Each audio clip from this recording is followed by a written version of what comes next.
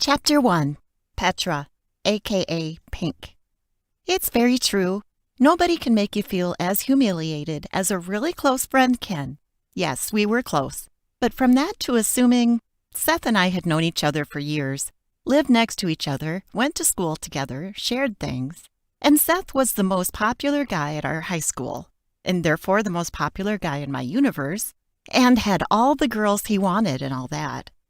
I know you've watched the movie, and you know that everybody believed I was in love with him, and wasn't it a shame that I wasn't his type, and was rather plain and plump, but okay, it was fine that everybody thought that and felt sorry for me. What wasn't fine, not by a long stretch, what was really offensive was how he himself believed it. He had phoned me on the fatal evening, 5th November if you must know, at around midnight, quite drunk, asking me to go and collect him from Chris's party.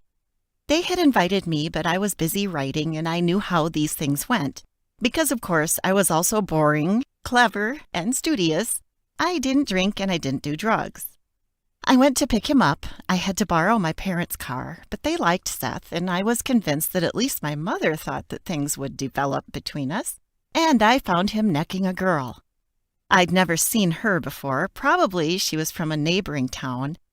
Once he'd said his goodbyes, something on the line of, "I'll call you," but very slurred, he followed me, or rather, I half carried him to the car.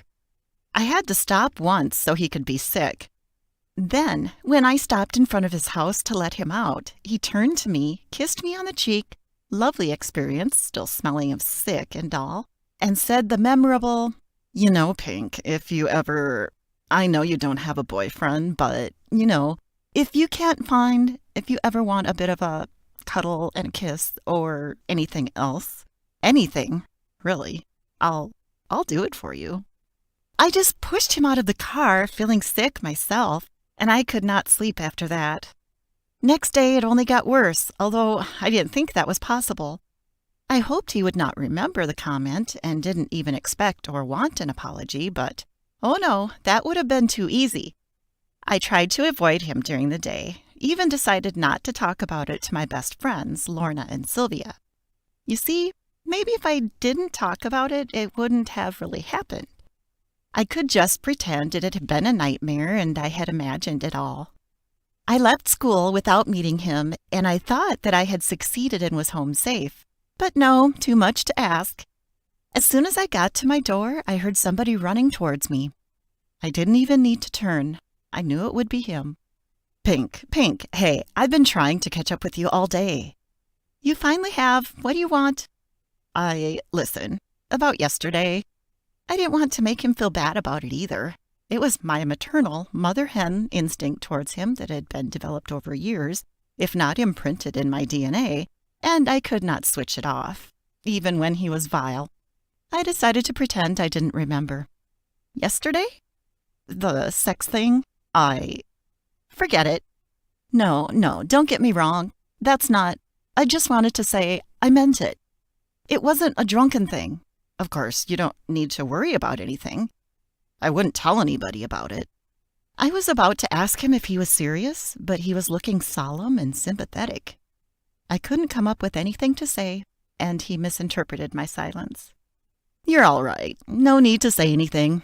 I'll see you around," he said, patting me on the back. My only consolation was that he had not patted me on the head like a good dog.